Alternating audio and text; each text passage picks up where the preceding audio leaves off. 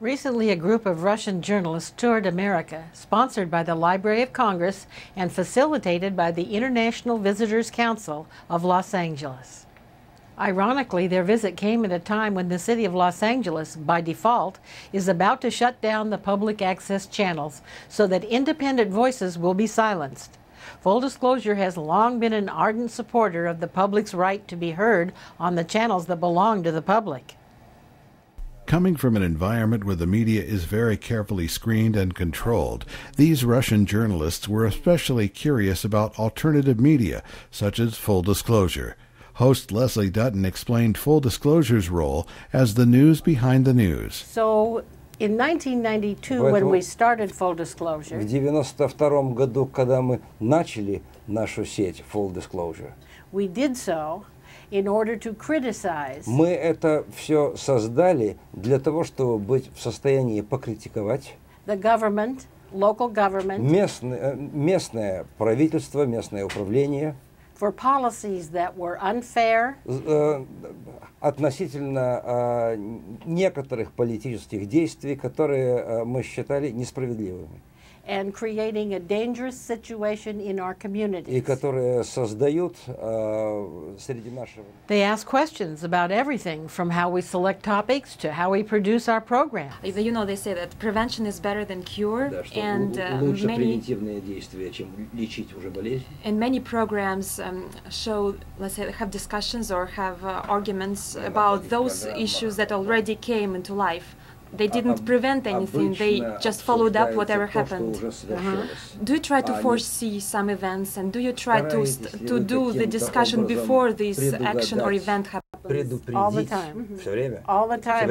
As a matter of fact, we're always ahead of the curve. Always. Full Disclosure has produced several programs identifying looming potential disasters. One of our most popular programs was the series on bonded indebtedness. I think it's the biggest fiscal issue facing the state of California and local governments throughout the state. What is this biggest fiscal issue? From a financial standpoint, just what we know right now, and I want to caveat my comments by saying we don't know the true extent of the liability. It's going to get a lot worse. $130 billion is the latest estimate of hard numbers, even before you factor in health benefits. That's for state and local in the state of California. Underfunded, unfunded liabilities. That is 3 times the total amount of outstanding debt, total debt issued by the state of California. Triple. All the bonds. It's the voters who are making these choices. They are choosing to be able to line their pockets today with commitments from our treasuries so that they can have prosperity today at the expense of somebody else in the future. And ultimately, it will happen that we sell our rights away so that we can live at a certain standard today. So until one of the questions they ask concern topical news, such as the upcoming elections. Do you cover in any way today's presidential race? Not really. Вообще-то нет. We mostly concentrate on issues and not on personalities. Instead of duplicating the strained efforts of mainstream media, who are always looking for something new and interesting about the presidential candidates, Full Disclosure explored the policy of how America investigates the presidency. As you look back, do you think it was a mistake to take all of that evidence and send the referral to Congress about the possible impeachment of Clinton? No, I don't. I think that I was obligated to do it under the statute, and the statute in that respect was sensible. That is, we should share the information that we've been able to glean, and then let Congress come to its judgment. I was reminded about the special freedom that we have here in America when the journalist suggested I should be fearful about reprisals for airing programs critical of government policies. Is there any power, political power, or whatever, against which you wouldn't go, let's say?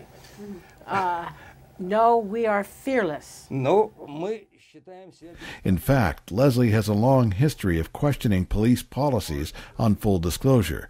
She has repeatedly aired a sequence where she claims to have caught the top cop, L.A. District Attorney Steve Cooley, in an apparent lie, where he allegedly covered up criminal violations during the notorious Belmont Learning Center disaster. Well, it was my understanding that Mr. Patchett, as head of the ad hoc Belmont Task Mr. Force, Patchett, did recommend indictment and the grand jury. Well, no, he didn't. He did not. He did not. The grand jury was used to obtain evidence. And do you know that to be a factual statement? Those are simply false statements. I don't know why Mr. Cooley would want to misrepresent the record. The Inspector General's letters I signed, so I have personal knowledge of who we named. They were directed originally to Mr. Garcetti, but when Mr. Garcetti was defeated by Mr. Cooley, all of that information was made available. I was in the room. I saw the boxes. I saw what was available to the district attorney. I saw it on the tables in front of Mr. Cooley. All that information was there. Did you actually name names? We named names. We named specific individuals. We named company names. We were very clear. We laid out the evidence page by page, document by document. Anyone with a grade school education could have followed our approach. I think it was a political decision not to prosecute. Apparently, District Attorney Cooley wasn't pleased by our program. The office of the District Attorney sent 2 investigators out here to intimidate us. They drove all the way out here and knocked on our door. They presented their badges as a show of force to impress me with their power and authority. Much to their surprise, we questioned their authority and abuse of power. I told him to come on in, and I had him sit here and his partner right here. I asked him, what is this all about? And they said, well, we want to know some answers to some questions regarding the gang conference. And I said, why? And they said, because we want to know who's behind it.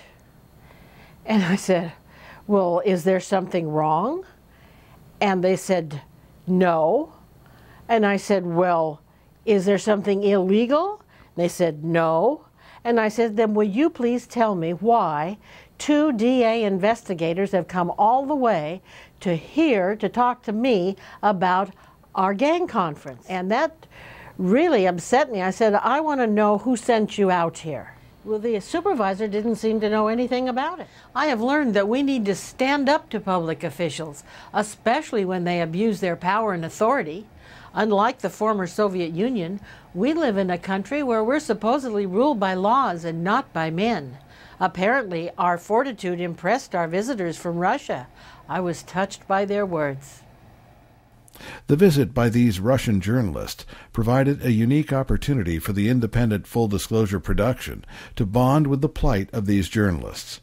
They yearn to challenge the authorities like Full Disclosure does, and if they had the freedom, they want to inform their fellow citizens like Full Disclosure does to improve the quality of life for their people. I am very, very happy to find myself at an independent network like this. This is a very open and sincere conversation. And the problems that the people face regarding some authorities. In my city, in the city of Novosibirsk in Siberia, нет сейчас ни одной телекомпании, которая могла бы себе позволить идти против властей. There is not a single television company that can allow itself afford to go against the local authorities. I wouldn't dare to run against the authorities. It's evident that when people are together, it is possible to change the state of affairs. I am just asking myself, what can one person do? And today, I could plainly see what one person can.